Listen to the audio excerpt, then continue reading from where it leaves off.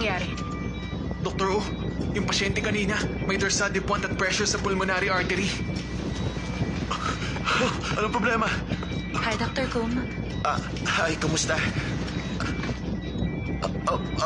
Ano nangyari dito? Siya yung pasyenteng inoperahan ng waterboy.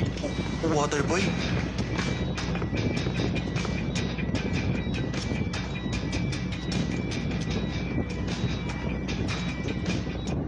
Yung inoperahan mong pasyente, critical ang kondisyon.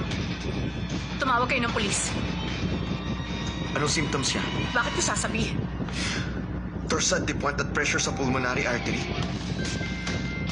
Ay, Dr. Kwak-Kwak ka nga. Mag-inject kayo ng magnesium.